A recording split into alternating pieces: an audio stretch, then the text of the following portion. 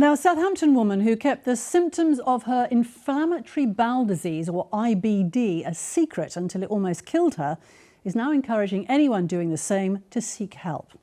More than 500,000 people in the UK are living with IBD.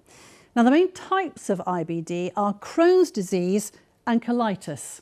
Around a third of patients will receive a diagnosis before the age of 30.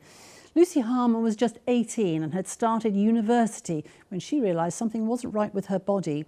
Her symptoms got worse and she was eventually told she had Crohn's, an incurable bowel disease.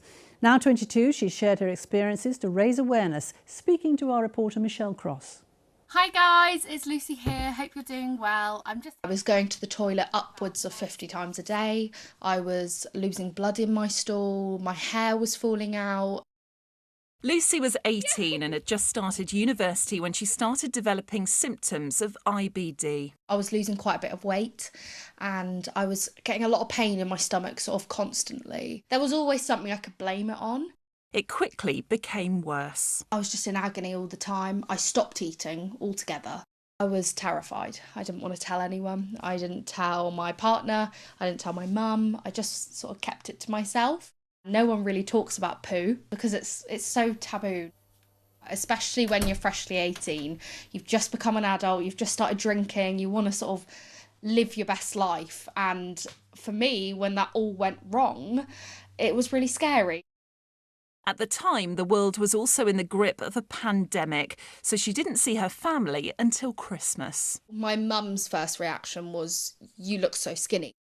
And my hair was falling out. And I was sort of so happy to see them that I think my body suddenly went, "You've done it now, you can relax." And I basically just passed out. Lucy was rushed to hospital, suffering severe internal bleeding. My organs were going into shutdown, so they needed to figure out what was wrong with me really fast. So I was embarrassed. I said, "I've got indigestion," which wasn't what I had. And normally with Crohn's, it takes a couple of years to get diagnosed, and it took 48 hours for mine. It was very sudden. She was put on steroids, antibiotics and immunosuppressant injections. There you go. Having a diagnosis did really help me. I like to say it was the best thing that ever happened to me, actually, because finding out what was wrong with me gave me the ability to get help. I'm so sad that I hid it, because now I look at it and I go, "Oh, I wish I just told someone." Lucy has since undergone surgery and says 3.5 years on, her life is very different. You know, how I am now is not the same to how I was 3 months ago or, 2 years ago. And so it's hard to accept it, but having that label allows me to talk to other people. She now dedicates time to helping others with the condition. Just coming to chat to you a little bit about IBD. There are positive sides to it because I've now created a whole new career on social media and I love that. When I was diagnosed, I used social media pretty early on. I think it was like a coping mechanism for me to begin with. It was a way of putting it out there and just getting out all my emotions and all my feelings about it. I think the main things I've learned about myself is that I'm far stronger than I realise. It's an awful condition and it's a day-to-day sort of struggle. Including the side effects of her medication.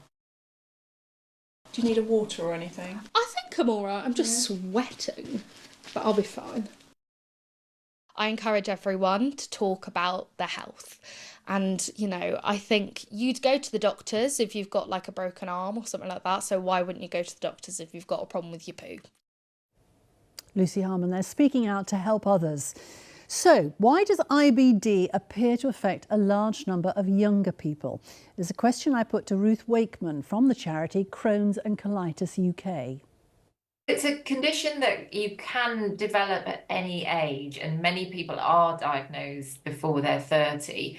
But the reasons for IBD are not truly understood. So we still don't fully understand what causes IBD. So we think it's a combination of genetics, and then something in the environment. It could be the microbiome, it could be stress, something that triggers IBD to develop. But we really need more research into the causes to truly understand what causes IBD.